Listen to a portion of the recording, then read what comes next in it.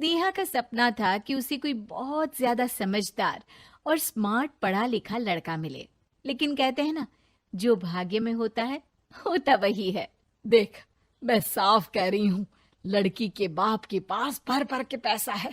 अरे एक बार लड़की ने तुझे पसंद कर लिया तो समझ के पैसे की तो नदियां भर जाएंगी, लेकिन फिर भी तेरी प्यास नहीं बुझेगी बेटा। अरे माँ, फ्रिज में मैंने 2 बोतल पानी की रखी है, और कैसे प्यास बुझेगी? अरे 5वीं फेल, मैं बात कर रही हूँ पैसों की प्यास की। तू गवाह नहीं समझेगा इस बात को।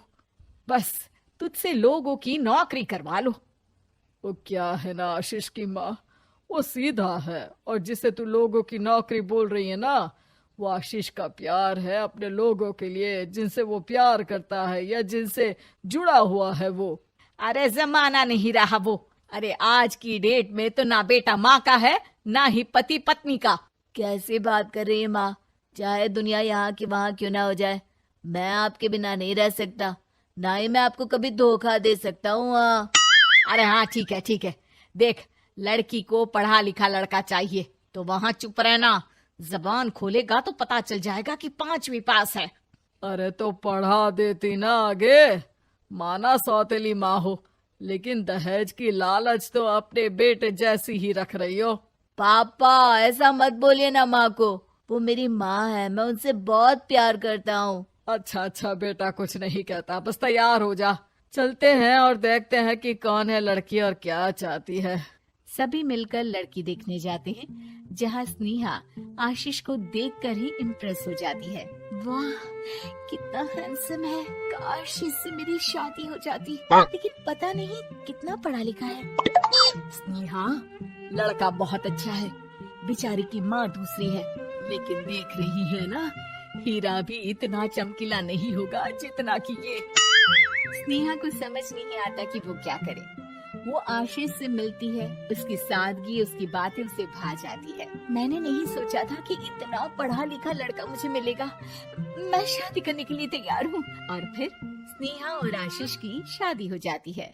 शादी के बाद सासू माँ कहती है, अरे बेटा, वो तेरे जेवर मुझे दे दे, मैं संभाल कर रख दूंगी। स्नेहा, जो कि खुद भी एक समझदार लड़की थी, नहीं नहीं, मैं अपने जेवर नहीं दूंगी, उसके लिए तो मैंने पहले ही लॉकर खुलवा लिया था माँ जी। ये मेरी कुछ आर्टिफिशियल ज्वेलरी है, इसे रख लीजिए।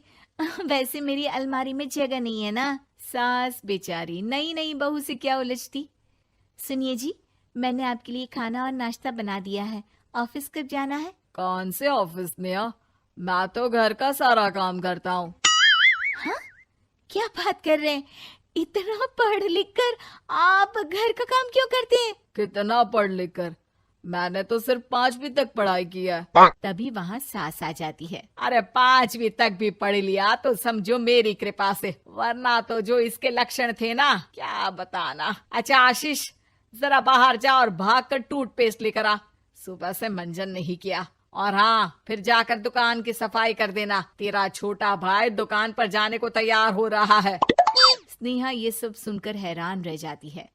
वो सोचती है कि आखिर उससे क्या गलती हो गई जो उसके साथ ऐसा हुआ। आशीष स्नेहा के पास जाता है। सुनो, तुमको तो मैंने पहली मुलाकात में ही बताया था कि। स्नेहा आशीष की बात ही नहीं सुनना चाहती है। वो जोर से चिल्लाती है, चुप रहो बिल्कुल, गंवार कहीं के।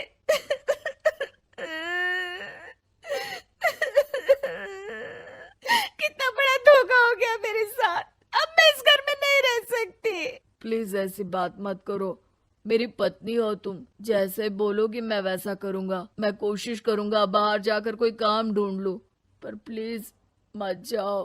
चुप रहो गंवार कहीं के, मैं तुम्हारे जैसी की बीवी हो ही नहीं सकती है। माँ चलिए ना, स्नेहा को मना कर लेकर आते हैं। अरे जाओ, बनाने जाए मेरी जूती।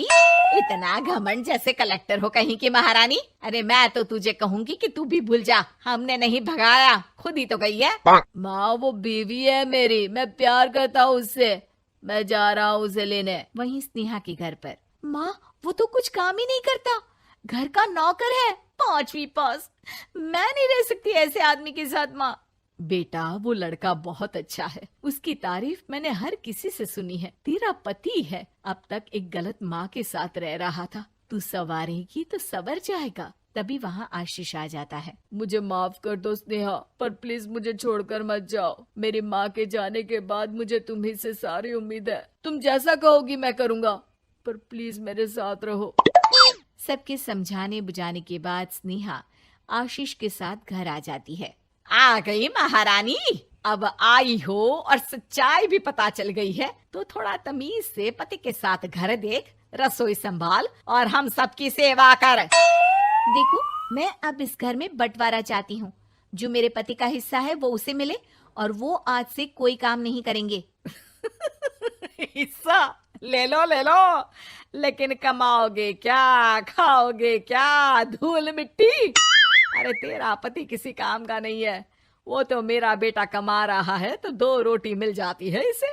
तभी वहाँ स्नेहा के ससुर आ जाते हैं। मैंने एक बंद फैक्ट्री को पहले ही आशीष के नाम कर दिया है और घर के 2 तल्ले में 1 तल्ला ले लो। मैं तो आशीष के पास रहूंगा, वकील थोड़ी देर में आता ही होगा। अरे जाओ जाओ, 2 दिन में भूख से तड़प कर सब वापस आ जाओगे। बढ़िया आई बहू बेटे वाली। फिर क्या था, स्नेहा आशीष के साथ मिलकर बंद फैक्ट्री को खोलती है और मन लगाकर काम करती है।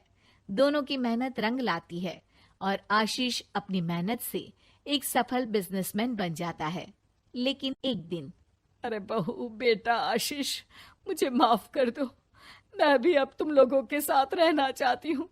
इस कमबख्त ने तो दुकान का बेड़ा गर्क कर दिया। वो तो आशीष था जो सारा दुकान का काम संभालता था। बेटा, हमारे पास तो अब खाने को भी नहीं बचा। माँ जी, इसे कर्म के फल कहते हैं।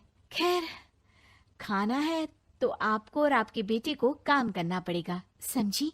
हे भगवान, अब ये दिन आ गए हैं कि बहू के साथ रहने के लिए मुझे काम करना पड़ेगा। बेटा आशीष, तू ही समझाना अपनी बीवी को। पता है ना मैंने तुझे कितने प्यार से पाला है।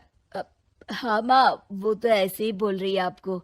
अरे घर में कामकाज के लिए बहुत सारे नौकर चाकर है, आप आराम से रहिए माँ। स्नेहा आशीष का अच्छा और सरल सच्चा व्यवहार देखकर मन ही मन सोचती है, मेरा पति गवार ही सही, लेकिन दुनिया का सबसे अच्छा इंसान है।